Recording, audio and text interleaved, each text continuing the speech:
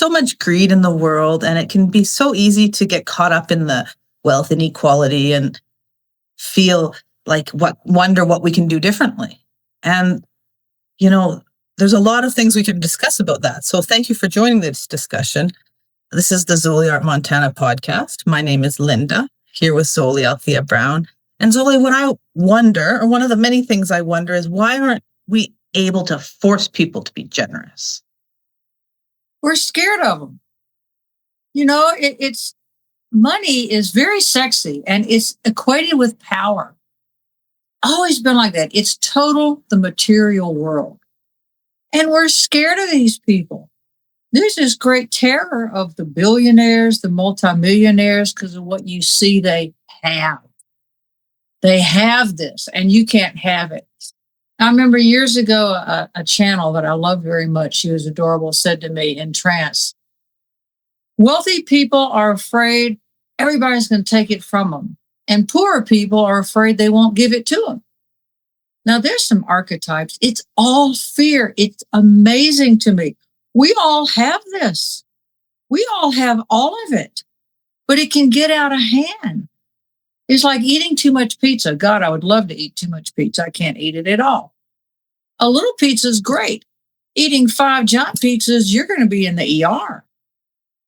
So maybe a little bit of greed, stick with me, isn't horrible because it might say, God, how did they get there? What did they have to do to even get a piece of that? So this is a very touchy issue. Anytime you talk about money, what people have, what they don't, it's very touchy. And I think the world's always been like that, but it's always fear. It's just always fear.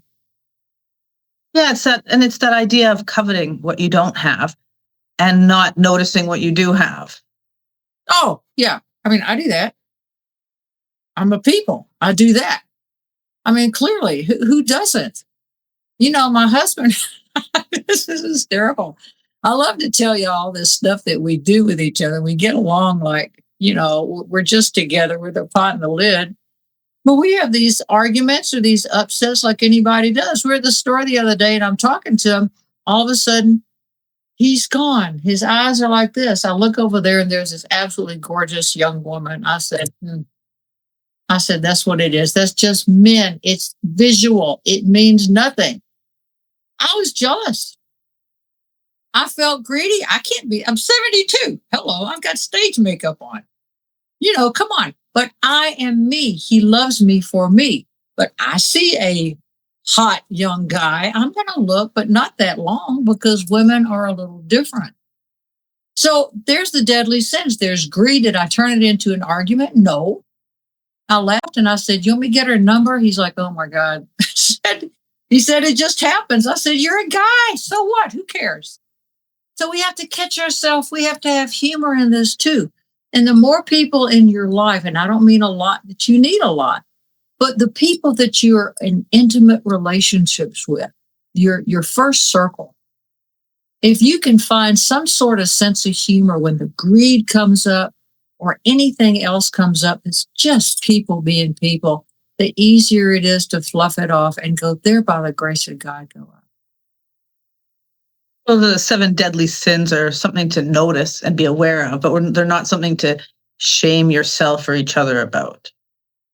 No, but we do it. It's part of Earth. And I think we're never going to stop doing this. We may do it less, but if we think we stop doing it, for 20 years, we might stop. Then all of a sudden, here comes the opportunity. We're right back in it. It's just the lesson of Earth is the material world. And greed is about material stuff. It's material. What I have on, this gal friend of mine the other day, she said, where do you get those? These outfits look very expensive. I said, they're not. I like to look covered. I love the East Indian look. I love it's called salwar kameez. You can get them on Etsy on the site. It's like $30-$40. It's not. But to me, I want to, for you, present myself as I honor you with my presence, you see. Stage makeup, the same makeup Donald Trump uses. You know, it covers everything.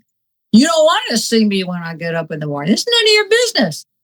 So this is theatrical, but I do it as this is part of the presentation.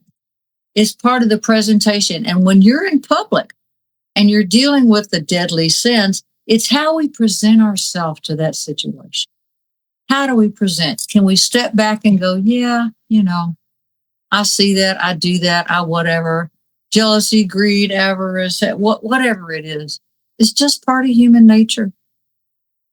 Yeah, and that story with your husband's a great example of not making it all about getting in your emotions and then blowing it up into a fight that lasts for the next week with your spouse, as happens in many marriages. Instead, you just noticed it and made it funny, which I think is a reasonable thing that we should all strive for.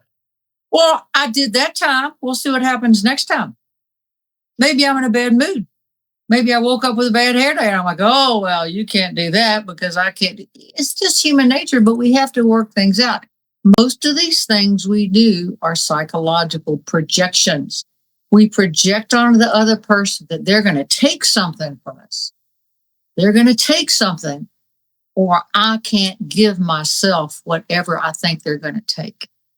It's just people. And I know I harp on that, but we are fascinating, insane creatures. It's our personality. It's not our soul. The 7 deadly sins, the demonic, are here to teach us about our physical body. I've mentioned before that as a Reiki master, when I have done Reiki on people that are in hospice or dying, my hands will not get hot. It sucks up every bit of energy that I have. And if I quit doing Reiki and start doing energy work, the same thing. Because the material world is greedy. The material world wants and it demands. It's the personality. It is fear. We come here to live in this fear and go, I seek God. Father, Mother, God, Holy Spirit, come into me and let me know what the next step is to lead out of it. Another practice that you can do, I love Jinshin Jitsu. Jinshin Jitsu is the placement of hands in certain positions on energy areas of the body. So my practitioner taught me that if you just hold your fingers, you're watching TV, hold each finger for, say, 5 minutes. That each one, 5 minutes. They each represent different things. I'm not telling you to do it, but it helps me. This is your will. It's connected to the organs. This is fear. It's connected to the kidneys.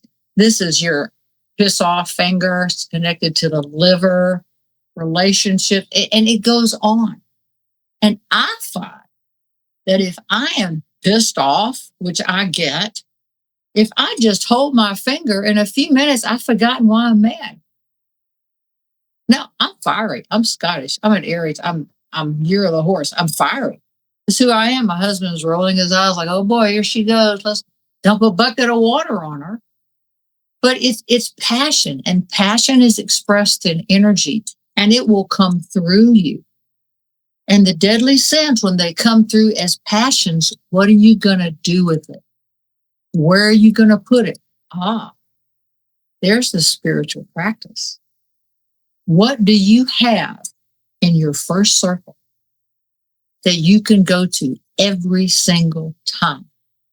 Every single time you get imbalanced, you are committing something against yourself or others that you're going to regret. Pull it back to yourself. It's the waves going out and coming in. It's the breath. Okay, where do I go? God help me. Spirit help me. I am going to hold my fingers, or I'm going to repeat a prayer.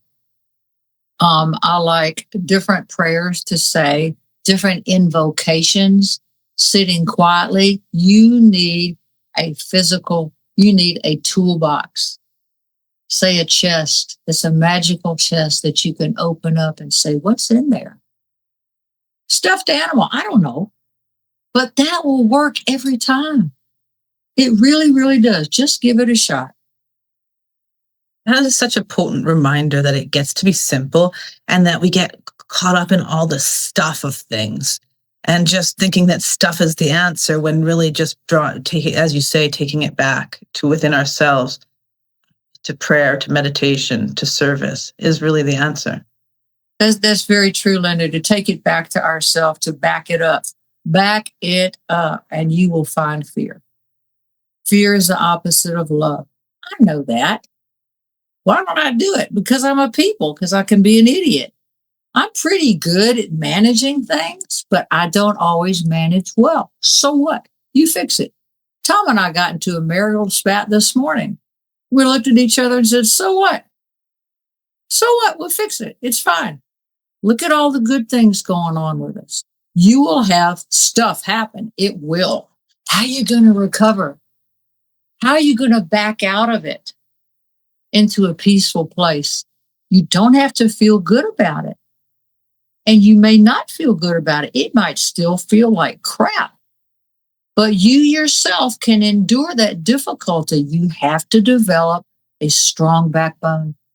You have to, what do they say? Put on your big girl panties, grow a pair, whatever. We do have to do that. That's what lets us try.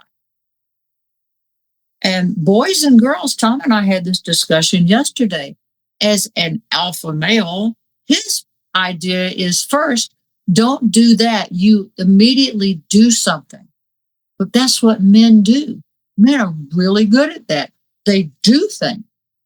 They have built the world physically. They do things. If you don't like boys, don't live in a house, don't get a car, don't eat food, don't do any of that stuff. That's ridiculous. I'm not even going to go there. But we're differently. And for the female, I say God comes from in us to out. With guys, it comes out into in. Now, that's just a Zoliism, maybe totally wrong. But Tom and I realized, we talked about it, that we access those energies differently. And you will. But you have to find out what works for you. You know, I spoke on the radio show yesterday about I'm doing this deficient kidney yin acupuncture thing where I've fallen like 3 times, fell over my own feet, lying there on the floor going, oh, this is just dumb. So I had to what?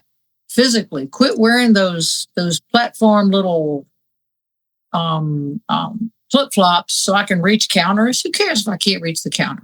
Ask for help. So I'm running around barefoot.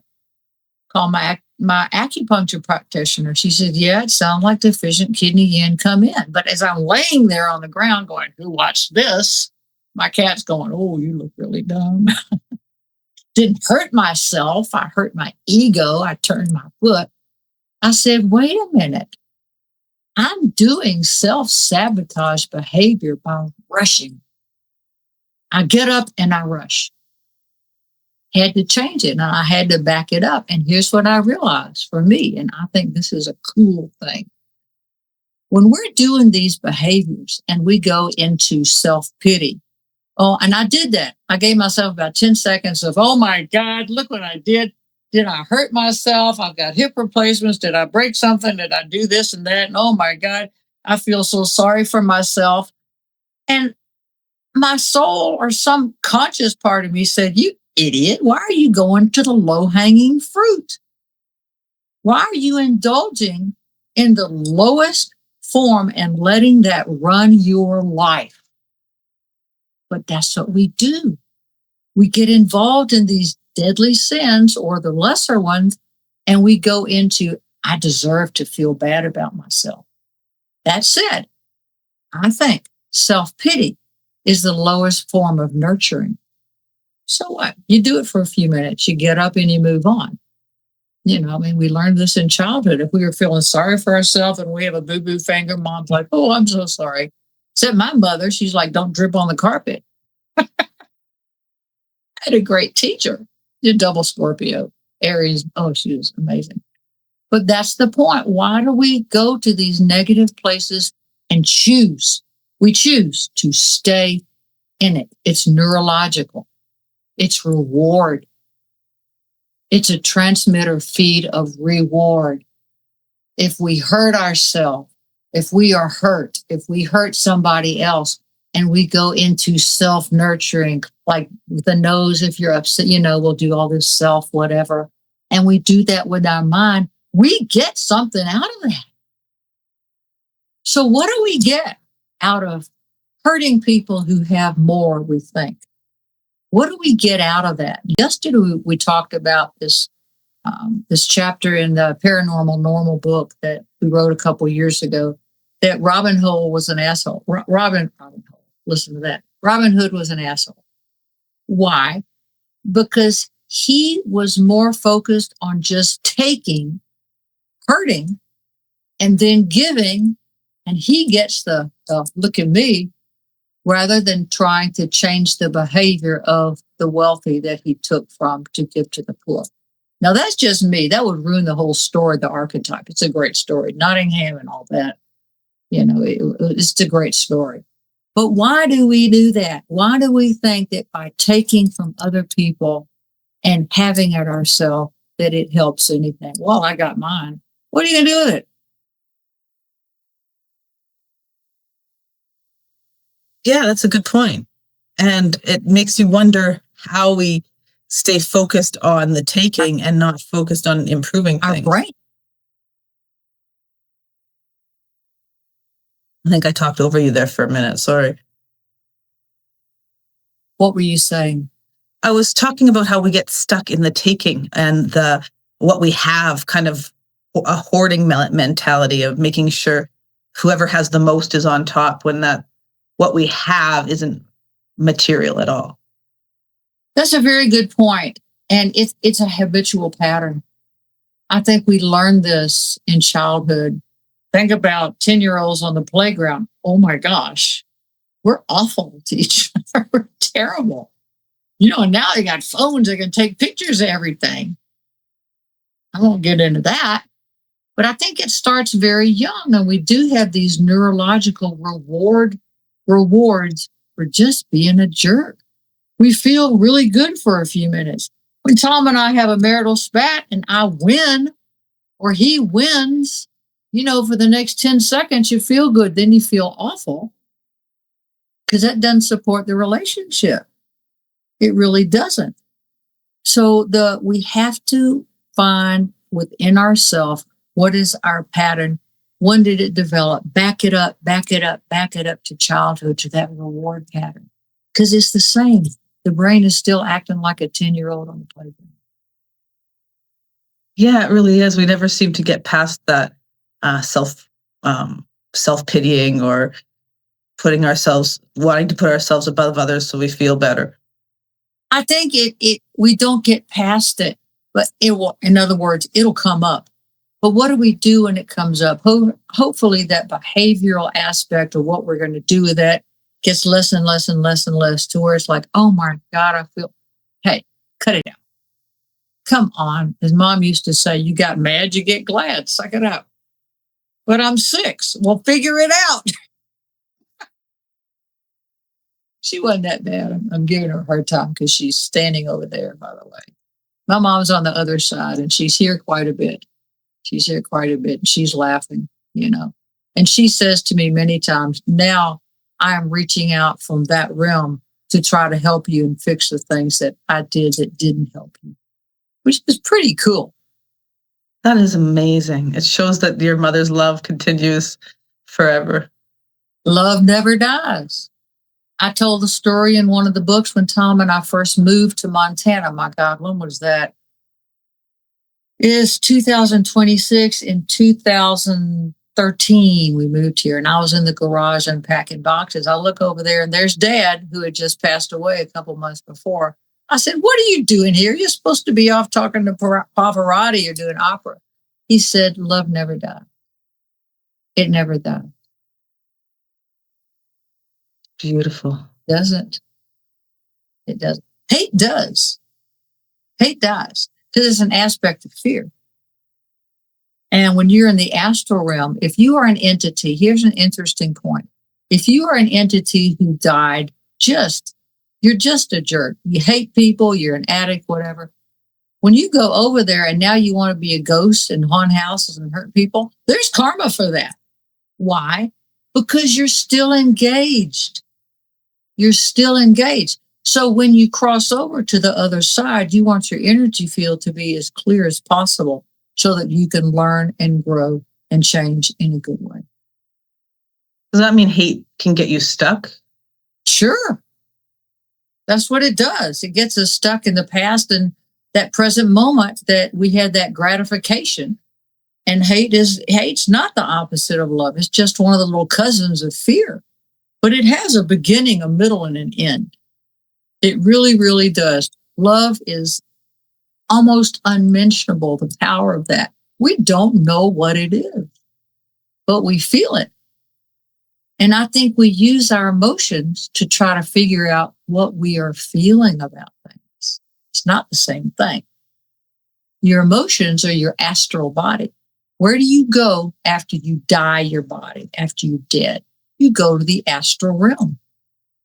You're in the land of emotions and drama, and you're there. It doesn't mean that you're losing control of that, but it's much easier for those people on the other side to reach through and help us, I think, with our emotional issues. And emotions are part of the personality, not the soul. So our emotions are our way of understanding or working through things. I think they tell us how we feel, and we get hyper emotional because we don't know how we feel.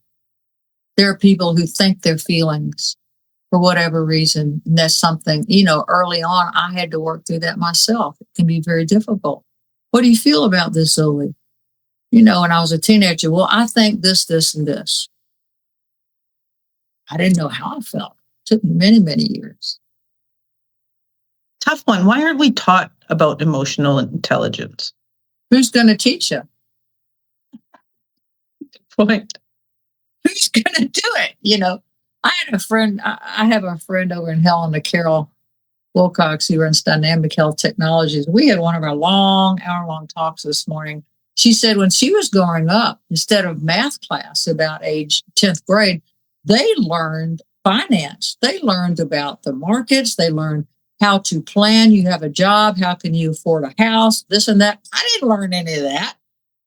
I failed Algebra 1. I barely got through geometry. Never got to Algebra 2. I'm terrible at it. It was horrible and it was rote. But who's going to teach you? I had some bad teachers. She had good teachers. So the teachers that we need have to be people who have higher emotional EQ. What are they going to do? Come into the class once a day? I don't know. The parents have to do it. It's hard. This is Earth School. This sucks, man. You graduate from Earth School, you're getting big rewards. So what I hear you saying is nobody knows what we're doing and we're all fumbling our way through it. In a way, yeah. And it depends on the situation. Certainly now, politically and economically, we're in the time of just huge change. The end of this Kali Yuga cycle. We're waiting for Maitreya and the Masters to come out for the Day of Declaration. Supposedly, the governments of the world will all reach a point where they say, God help us. God help us.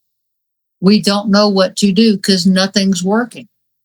To me, religion, sexuality, and politics, both sides are actually correct. Both sides are actually wrong. There is so much dichotomy now that we have to find within ourselves a peace of mind and back up a little bit and go there by the grace of God, go on. Yes. And I appreciate that you always bring that back because it's easy to get caught up in everything and it's easy to feel overwhelmed or like hopeless in a way. But by the grace of God, go I is a reminder that we just bring it back to ourselves and we can only walk our footsteps in this world. When I do that, my life goes well. If you could see me yelling at the television, I'm glad nobody can see that because I got things to say, but I'm not going to say it in public. But that's how I feel like, what are they doing? What the hell is that? Now the media, they make their money out of drama. Oh my God, this happened to this and this happened to this. And this is how you should feel. And that's what bothers me. You're not telling me how I should feel because you don't know how you feel. You're getting paid to be an emotional dramatist. And also with everything you see on the news, I talk to you guys in the Western world, Canada, United States. I don't know who's listening, why, but look out the window. Do you see that stuff happening?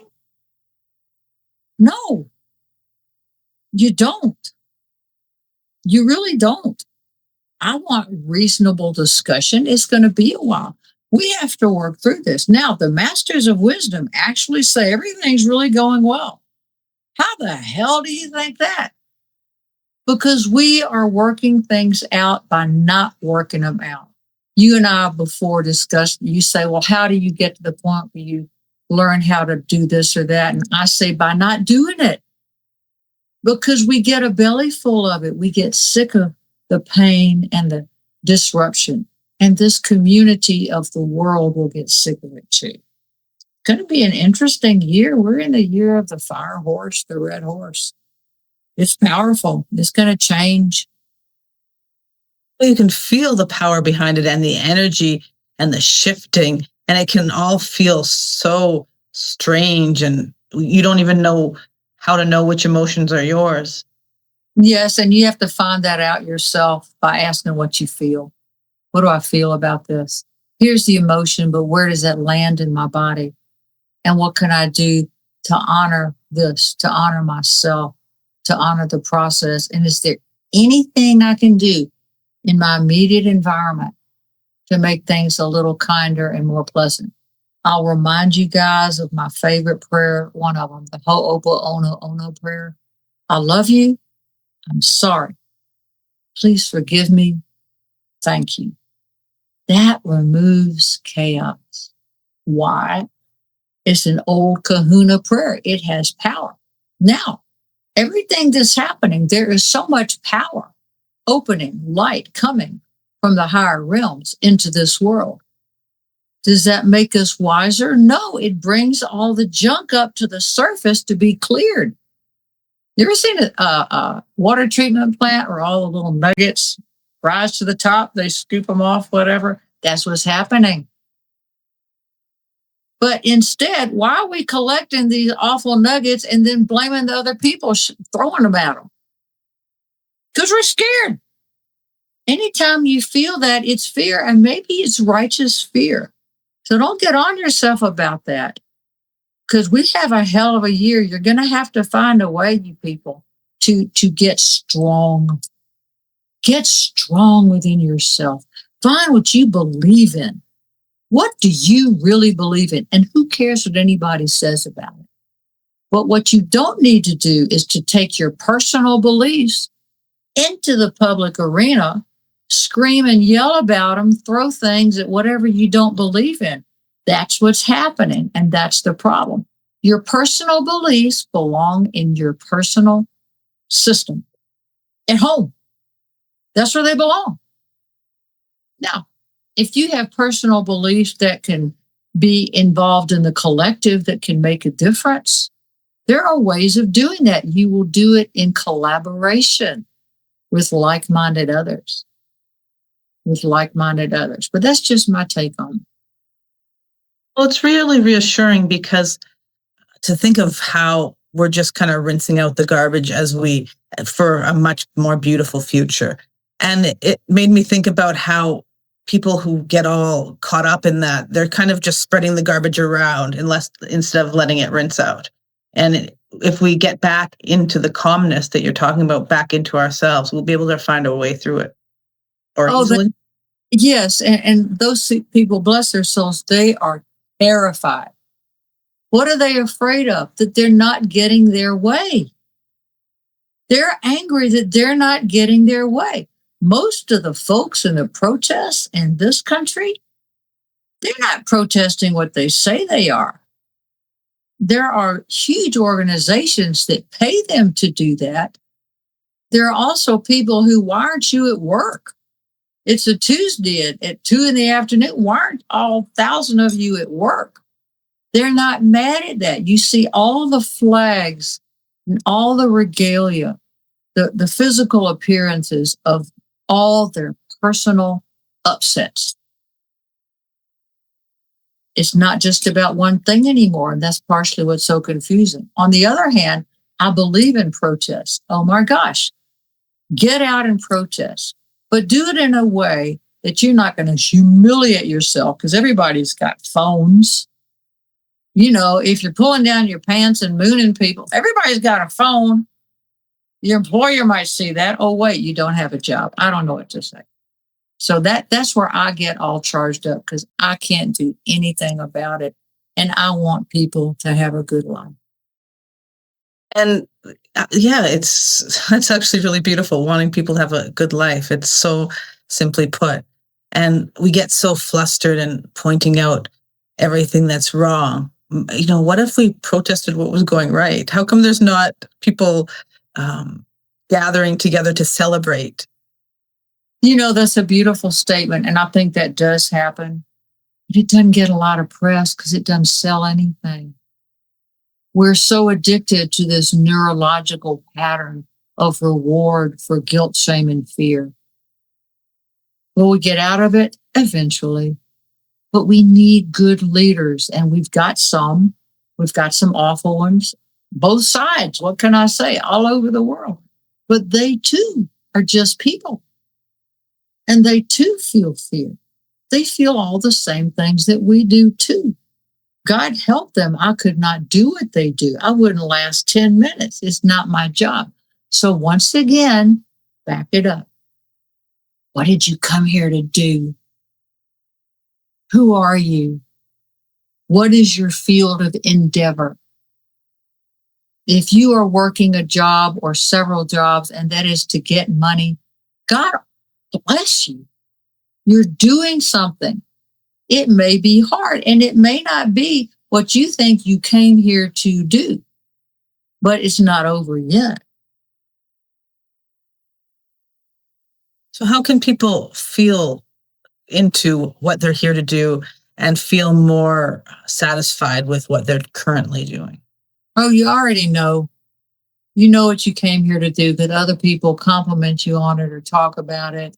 And it's been going on since your childhood in different ways. And the reality of life is that we have to do things discipline-wise, habit-wise, on a daily basis to keep the material world going. I have to do, what did I do today? It's almost 3:30 in the afternoon. I did 4 loads of laundry. I cleaned one specific bathroom. This house has 6. Don't get me started. I fed my cat. I fed my husband. I took out food for tomorrow. I cleaned the kitchen. I did some ZoliArt work. I arranged this and that. That's not what I came here to do. So, Zoli, what's the matter with you? What am I doing while I'm doing that work? I'm being me. I'm thinking about ZoliArt. When you're at work, if you are a plumber, God help, we need more plumbers. Hello, we need people that, as Elon says, move atoms. The trades are a great way to get into good work. We need people who do everything. It doesn't mean that your sole purpose is to be a plumber or electrician. But while you're doing that, what are you thinking about? What's your soul feed? And you will see other people recognize in you certain things at certain times that you go, So it's a challenge. Think about it. I can sit here in my funny costumes with my stage makeup, in the ZoliArt studio, and I'll show this to you guys one day. It's wonderful. It's silly fun. But that's who and what I am, what I came here to do. How do I support that? By my daily life. Chop wood and carry water.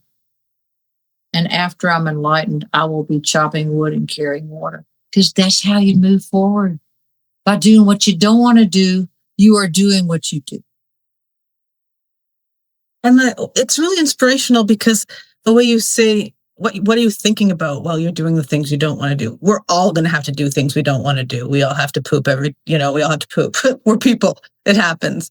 And I know not many people like cleaning up after cleaning the bathroom. I was thinking about, you said you have 6 bathrooms to clean.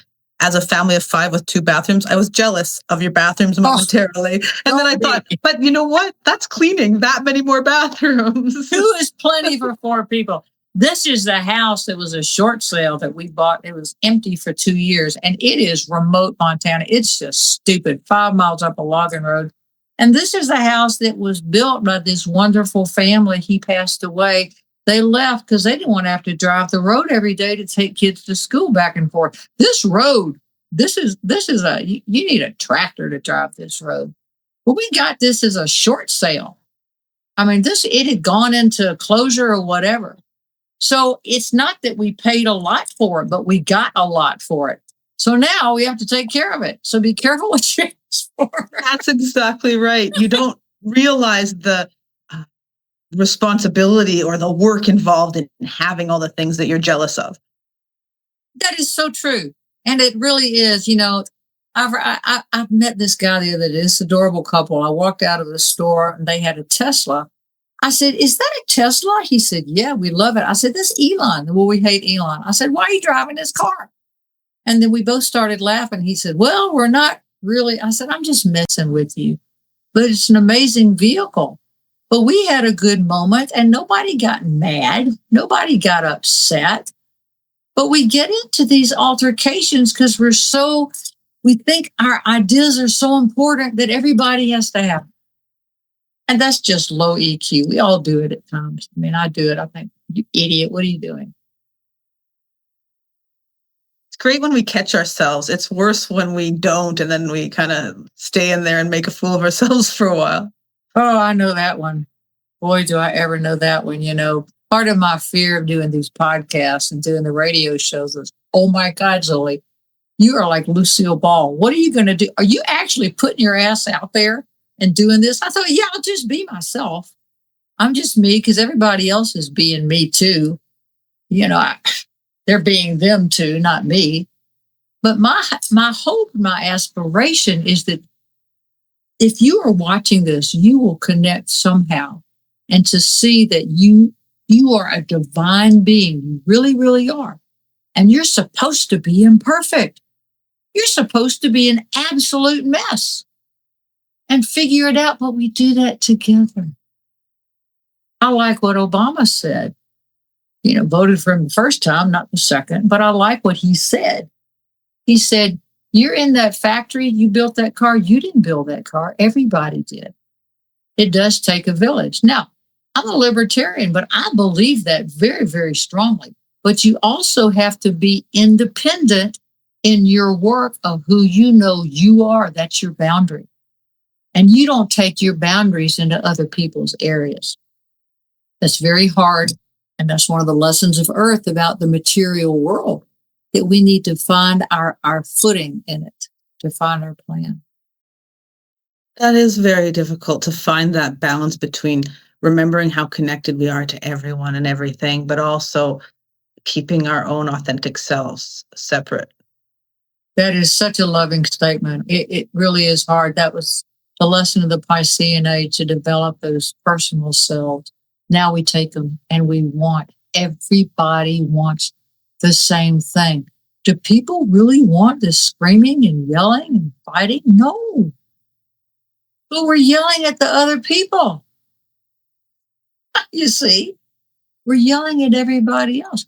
We are learning slowly, and this will teach us to have a more loving perspective of, okay, I can pull back and I can use my spiritual tools, my spiritual backbone, and I can have some dignity with myself and not get caught up.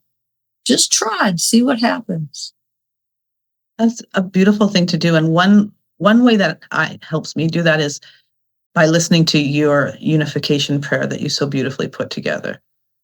Oh, that is from the Maitreya work that came from hierarchy. And I'll say that again for y'all.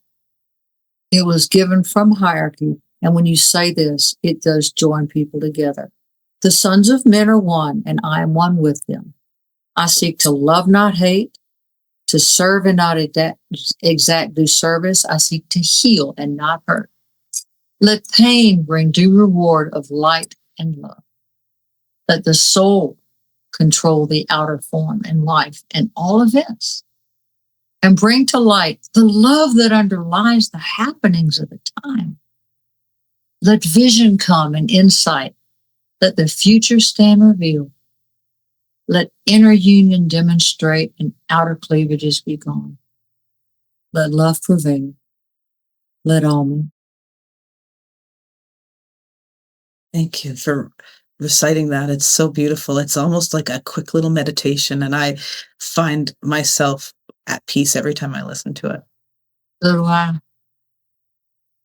So do I. And it's that reminder that we're all together and we're all connected. We are. Can't change that. You can't change it at all. That's true love. Thank you for bringing love to us every time, Zoli. You're a joy and a blessing. So are you, and I know y'all out there are the same. I really believe that. Thank you so much for the opportunity.